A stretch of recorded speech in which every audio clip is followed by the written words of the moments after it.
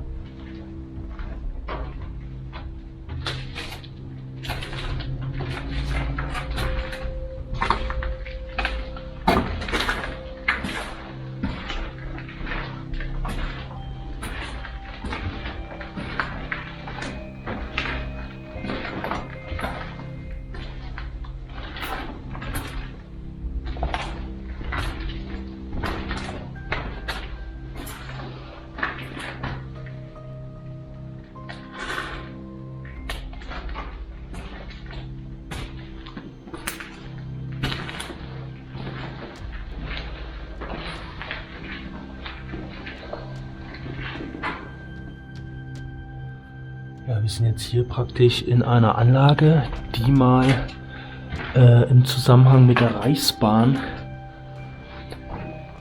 errichtet wurde. Wir haben jetzt hier wieder den Schleusenbereich mit den zwei Türen und hier die Option, hier halt auch durchzuschauen, wenn sich einer hier meldet. Das Ganze ist hier komplett geziegelt, so wie das aussieht. Und man hat auch hier schon die ersten Bezeichnungen, Beschriftungen von der Anlage. Und hier auch mal ganz interessant, wir haben jetzt hier diese Überdruckventile. Kann das hier aber leider nicht mehr so gut lesen. Melanie sagte gerade, diese Streifen hier an der Seite, wo jetzt auch die Beschriftung ist, die leuchten. Das ist natürlich, ich weiß nicht, ob wir das jetzt nochmal so darstellen können, auch gleich. Ganz interessant. Hier ist auch mal so ein Überdruckventil. Wir können das sogar noch lesen. Luftschutzgesetz, gemäß Luftschutzgesetz, irgendwas, Überdruckventil Berlin lese ich noch, Werk Oranienburg. Aha, das sieht man auch gar nicht so oft. Ja, und hier ist die fluoreszierende Farbe dann wahrscheinlich, man kann es noch ein bisschen leicht erkennen. Hier sind auch alte Bezeichnungen noch dran. Hier hat mal einer was mit Bleistift dran geschrieben.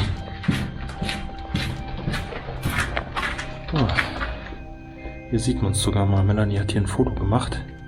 Gucken wir mal, ob wir das jetzt so irgendwie aufnehmen können. Ich weiß nicht, ob ihr es sehen könnt. Das ist wahrscheinlich ein bisschen zu dunkel.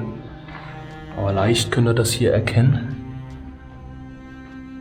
Jetzt verblasst es schon langsam. Also das komplette, die komplette weiße Farbe hier ist gleichzeitig fluoreszierende Farbe. Ich weiß nicht, ob das in der Farbe mit beigemischt wurde oder nochmal extra drüber. Wir werden es gleich nochmal versuchen. Ja, okay, man sieht es ein bisschen jetzt. Ich weiß nicht, wie stark es auf der Kamera rüberkommt. Aber wir können euch da auf jeden Fall gleich auch nochmal ein Foto einblenden.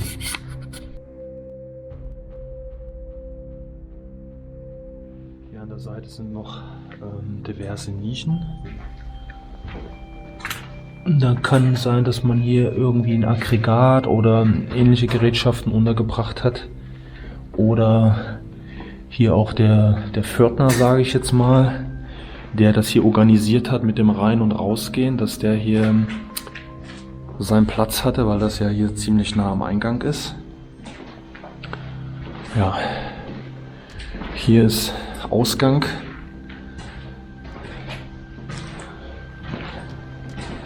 Sieht auch hier noch diverse Schellen und so weiter.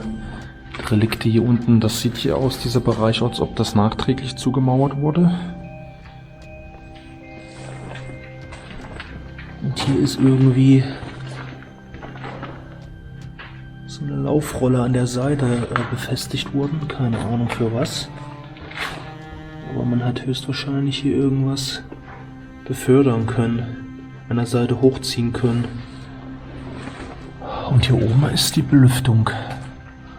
Das Belüftungsrohr. Auch hier noch die alten Kabel und Kabeldosen. Wobei die könnten vielleicht nehmen. Das Kabel ist definitiv alt.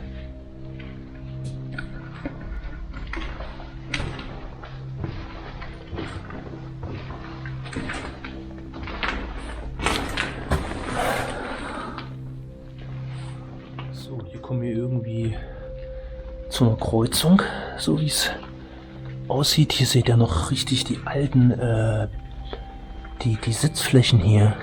Die sind jetzt zum Teil halt komplett zerfallen schon.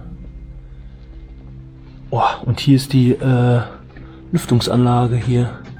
Hier ist das Filtersystem untergebracht. Da können wir uns auch gleich nochmal angucken. Drehen uns einmal. Hier geht es weiter. Es scheint ein sehr, sehr großer Bunker zu sein. Und der ist halt komplett geziegelt.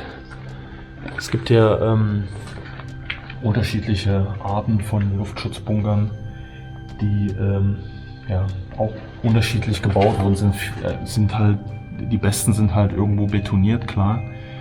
Aber es gibt halt viele, die sind geziegelt, wie hier. Oder auch einfach nur grob in den Fels gehauen, je nachdem, wann man das Ganze errichtet hat und wie viel Zeit man halt hatte. Ne? Letztendlich zählte zu den späteren Kriegsjahren dann auch einfach, dass man irgendwo eine Möglichkeit hatte, und wenn es halt nur ein Keller ist, sich in Deckung zu bringen. Hier ist noch ein Seitenkanal, der geht ja da scheinbar auch noch ums Eck. Ja, und hier ist die Belüftungsanlage, das Filtersystem. Ja, ihr könnt es hier erkennen, es ist schon gut durchgerostet. Hier ist auch ein bisschen Wasser drin. Ich weiß jetzt nicht genau, wo das herkommt.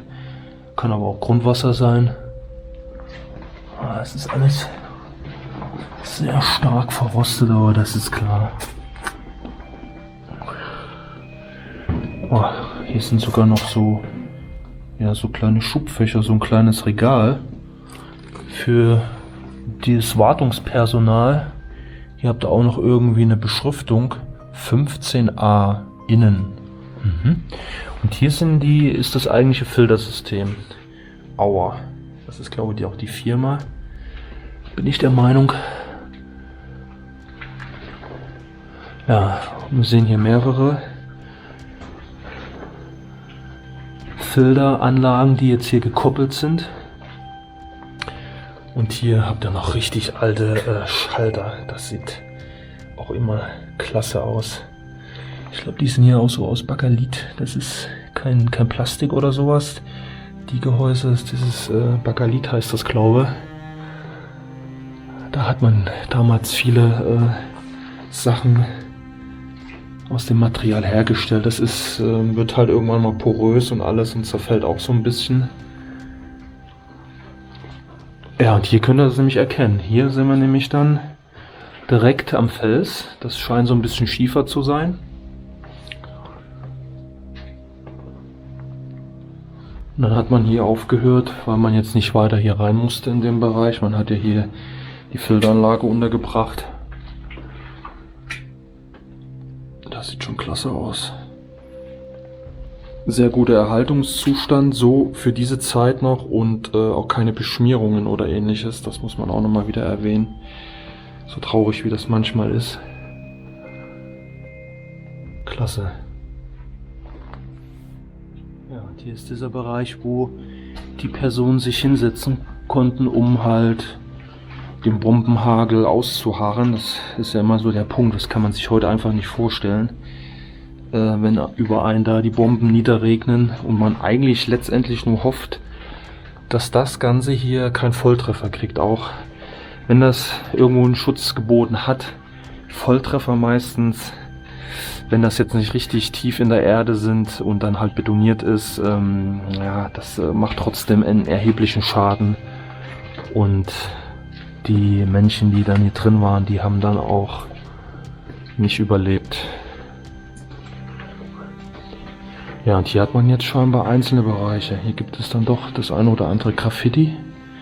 Das scheint, ja, könnt ihr es sehen. Hier oben scheint für ja, so einen Warmwasserboiler, nehme ich mal an, oder zumindest für die Wasserversorgung. Weil da sind die Toiletten scheinbar. Hier ist ein kleines Waschbecken.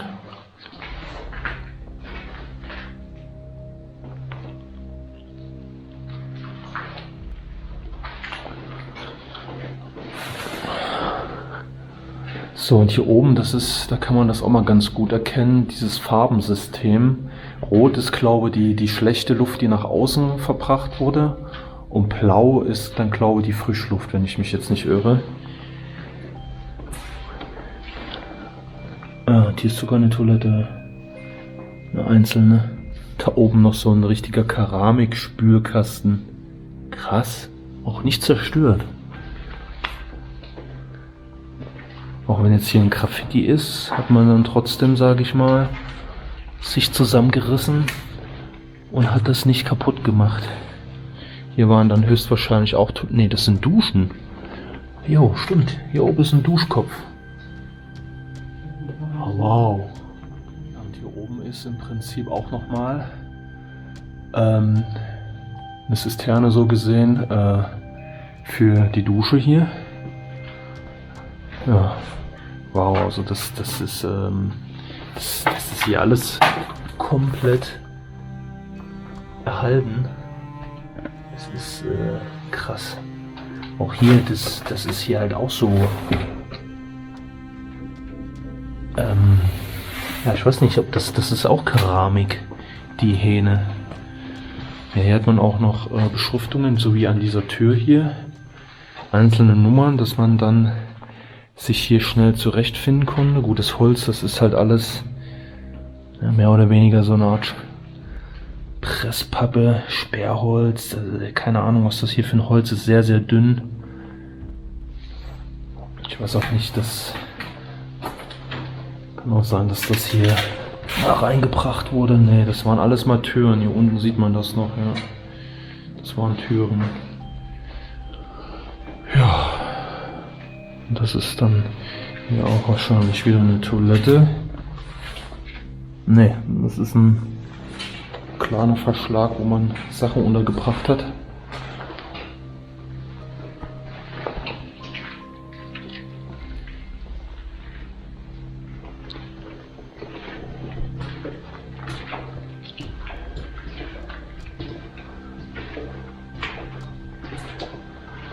Also haben wir hier so gesehen einen Sanitärbereich gehabt.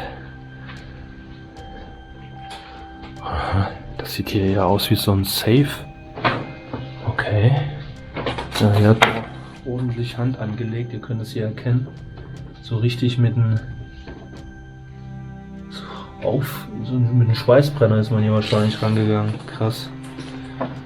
Ja, das war ein Safe. Gut, das wird wahrscheinlich auch aus der Zeit sein, wo man die ganze Anlage hier in den Fels dann auch betrieben hat. Das ist ja üblich, sage ich mal, im Bergbau und so weiter, dass man da den Sprengstoff verwahrt. Und hier geht es zu den Abort, zu den Toiletten. Hier liegen überall die Türen. Hier gibt es sogar ein eisernes Kreuz, aber das wurde mal hier nachträglich rangesprüht. Das hat hier nichts mit der Originalanlage an sich zu tun. Da unten sammelt sich irgendwie Wasser in diesem kleinen Schacht. Ja, und hier könnte ich mir vorstellen, dass hier vielleicht auch Betten gestanden haben. Je nachdem, wie lange man hier drin sein musste. Da gibt es sogar noch ein Loch, da sieht man auch wieder den Fels durchblitzen. Ihr könnt es hier erkennen, das ist im Prinzip eine Schicht Ziegel, eine Ziegelreihe. Und dann kommt hier auch wieder der Fels.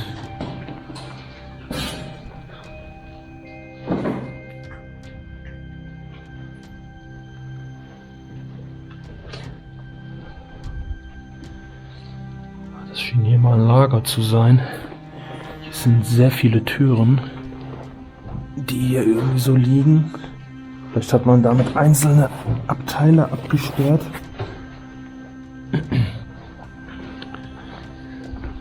Und so ein Fundament. Vielleicht waren hier auch noch irgendwo... Ach, das waren Toiletten da, oder? Da oben ist ja auch nochmal eine Toilette. Kann das sein?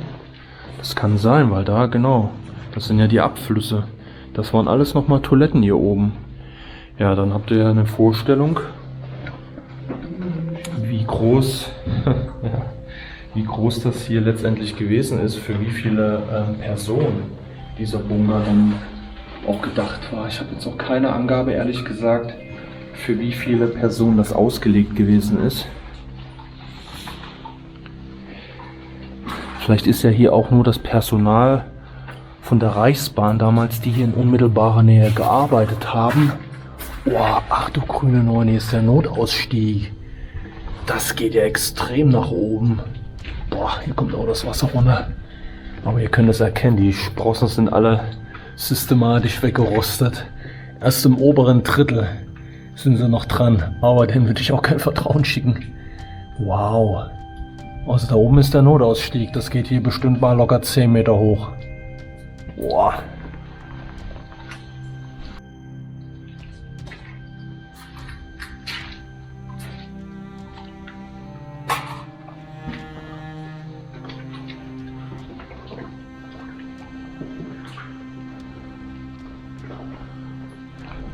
Ich weiß nicht, ob das hier zum Beispiel ein Heizkörper ist. Das könnte durchaus sein, oder? Ja, vermutlich, weil da hinten, ich könnte mir vorstellen, damit das hier warm genug ist, dass das hier wie so eine Art Heizschlauch ist. Weiß nicht, kann sich ja jemand mal melden in den Kommentaren, was das hier sein kann, aber kann durchaus sein. Hier unten ist die Belüftung runtergekommen. Die muss ja auch hier oben dran gewesen sein, wahrscheinlich hier.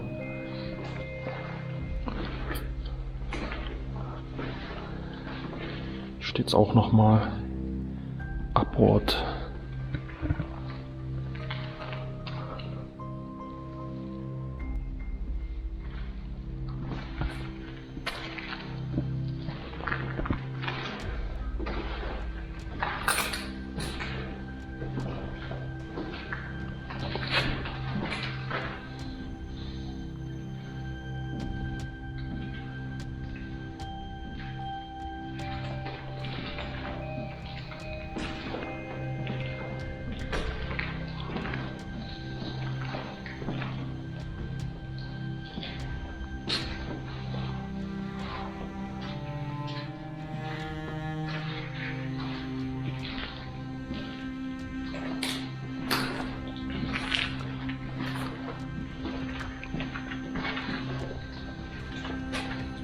Boah, das geht ja richtig weit nach hinten.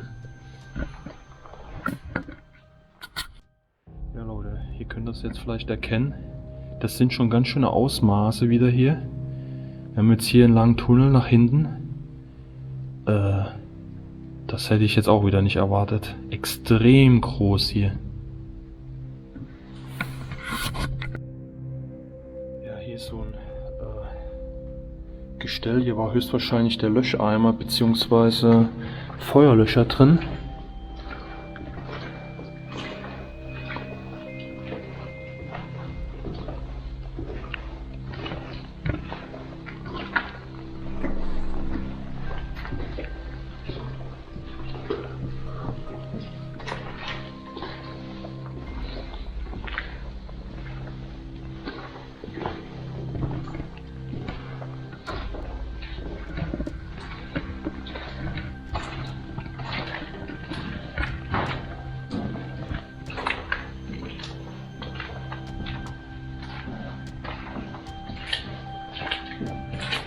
So, wir kommen jetzt hier wieder an eine Abzweigung.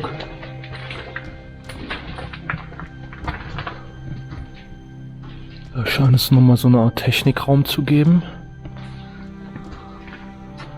Hier geht es auch wieder irgendwo hin, sage ich jetzt erstmal. Und da geht es auch noch weiter. Ja, wir gehen mal eben hier in diesen vermeintlichen Technikraum hier hinten. Hier steht nochmal Ausgang. Ja gut, die Anlage wird natürlich mehrere Ausgänge gehabt haben, wo die Leute auch von unterschiedlichen Zugängen hätten reinströmen können, wenn es einen Luftangriff gegeben hat.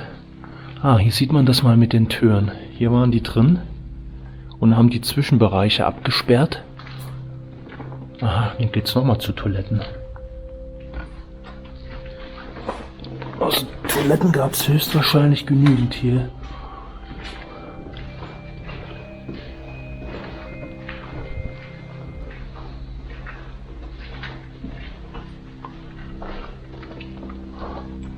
Ach du grüne Neune. Hier geht's hier auch nochmal rum. Ja, hier. Boah. Hier sind Regale oder sowas. Jetzt mal gucken, dass wir jetzt hier nicht kreuz und quer laufen. Man wird wahrscheinlich irgendwo ja da wieder hinkommen, wo man hin will. Aber also zu den Ausgängen sind ja hier auch beschriftet. Man sieht ja noch die Originalbeschriftung. Aber dass wir jetzt hier auch nichts verpassen. Darum geht es erstmal. Ne?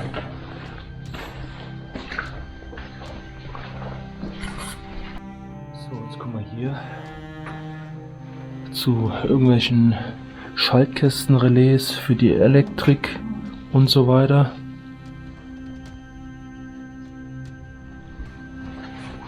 Und hier ist, ich hatte jetzt gerade eben gedacht, wir sind im Ausgang, da wo wir reingekommen sind, aber das ist hier ein neues Filtersystem. Vorhin war ja hier alles unter Wasser. Ja klar, das ist nochmal ein neues Filtersystem.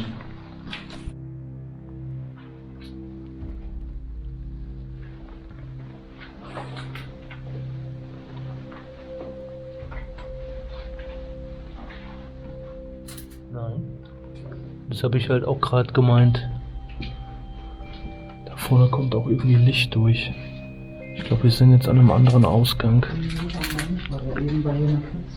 Ja, wir waren hier nicht. Das ist ein anderer Zugang.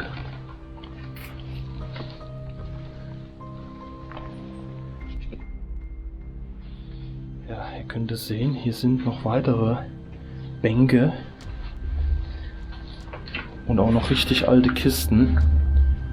Ob die dann zum Teil noch aus der Zeit sind, das weiß ich jetzt nicht. Können sich ja durchaus halten, wenn es halt trocken ist.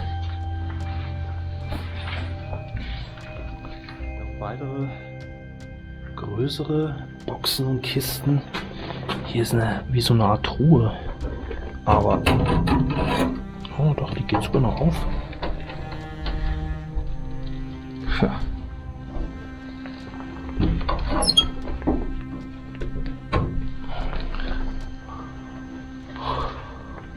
Ja, vermutlich für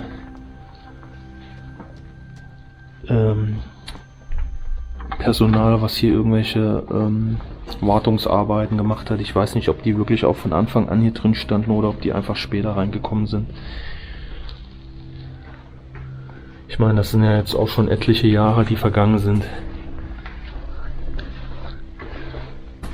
Kann sein, dass einige Bereiche auch noch mal ein bisschen modernisiert wurden, wenn man es im Nachgang noch irgendwie genutzt hat. Das kann ich jetzt nicht mit Sicherheit sagen.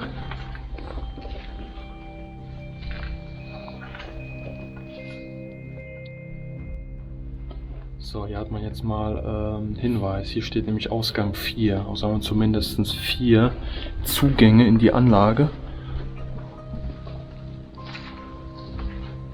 Und womöglich sind es noch ein paar mehr. Wenn man mal ganz aufmerksam hier durchgeht, dann wird man auch sehen, hier sind zum Teil alte Beschriftungen auf den Hölzern und auch auf den Steinen eindeutig in der richtigen altdeutschen Handschrift. Hier auch so irgendwie Tage oder so runtergezählt. War vielleicht Tage, wie lange man hier ausgehalten hat. Kann durchaus sein. Hier steht irgendwas mit Kilo. Vielleicht war hier ein Regal angebracht, wo ja, irgendwas, vielleicht an Nahrungsmitteln oder ähnliches gelagert wurde, was man in so eine Bestandsaufnahme hatte. Aber hier sind immer wieder diese Striche, die darauf hinweisen, dass man irgendwie hier was runtergezählt hat. Beziehungsweise wie lange man letztendlich vielleicht in der Anlage gewesen ist. Ja, das ist sehr, sehr interessant.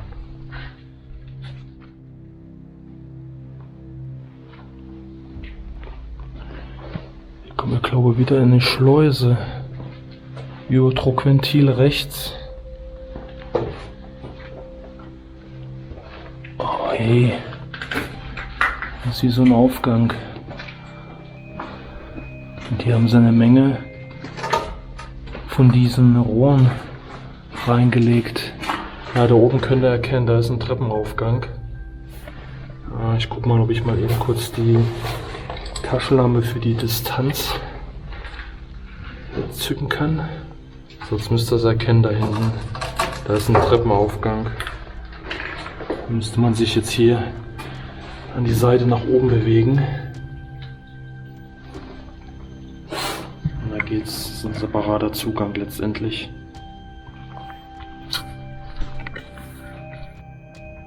Ja, also irgendwie möchte ich gerne mal wissen, was das bedeutet. Vielleicht haben hier auch Kinder gesessen und mussten vielleicht in der Zwischenzeit hier auch ein bisschen was für die Schule lernen, weil hier ist auch immer was mit Kilo,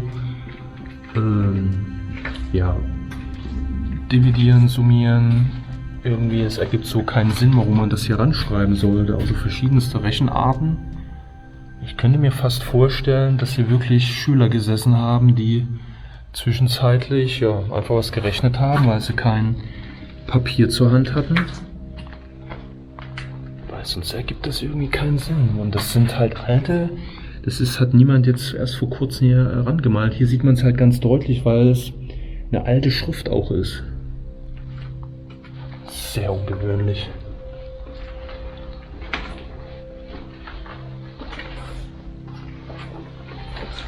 Auch hier wieder. Hier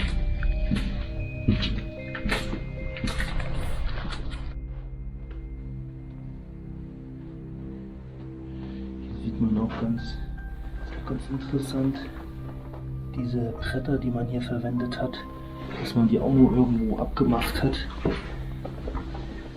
Ist wahrscheinlich, gehörten die alle irgendwo zu irgendwelchen Hinweistafeln oder vielleicht auch irgendwie zu Güterwaggons.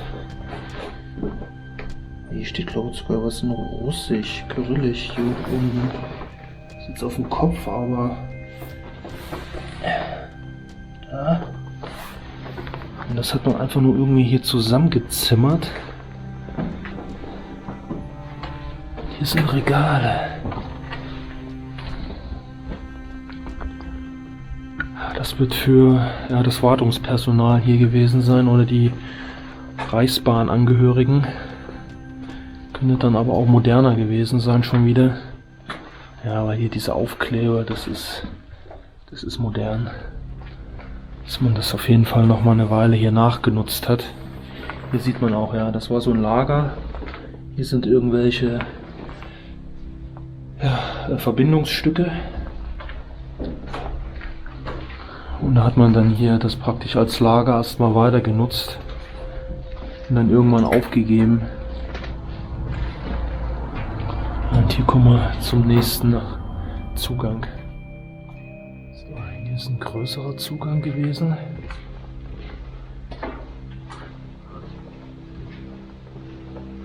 Hier sieht man auch, wie sich das Wasser sammelt. Und vor allen Dingen die Sinterröhrchen, die sich hier gebildet haben. Alles verkalkt.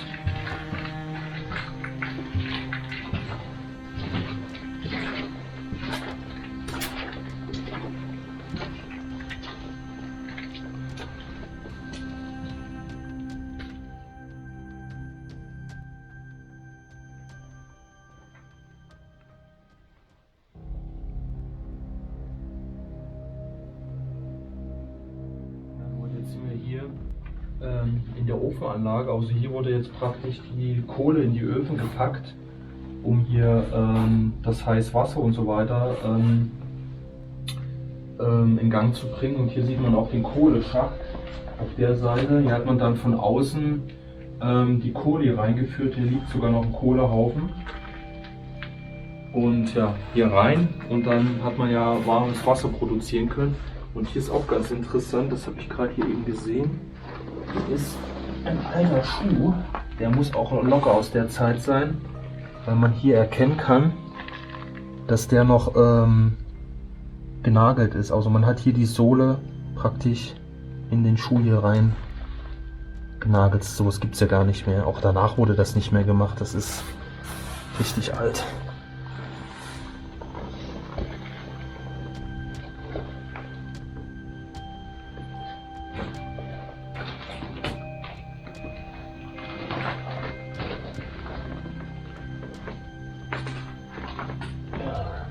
Das ist der Kohleschacht hier. Hier geht noch ein Versorgungsschacht her, aber der ist dann irgendwann zu. Hier steht auch noch irgendwie ein Gerät. Ich weiß nicht, was das hier ist.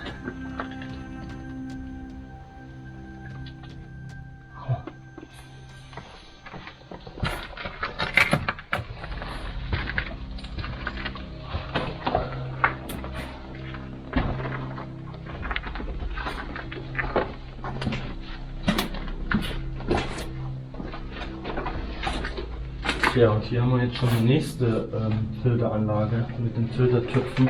Das ist jetzt schon die dritte. Dann habt ihr eine Vorstellung, wie groß das hier ist. Auch die Sitzbänke noch gut in Schuss.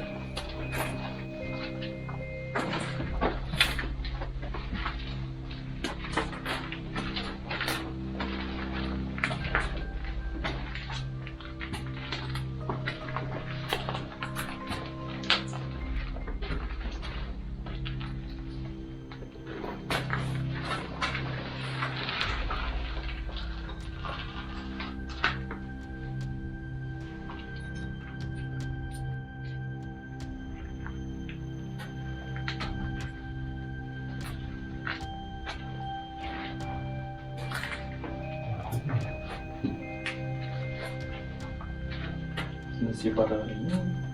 Ja klar, guck mal, das sind hier Batterien. Hier hat man hier in solchen Holzkisten praktisch drin. Da sieht man ja Plus und Minus, das sind Batterien hier. Aha. Das habe ich aber noch nicht gesehen.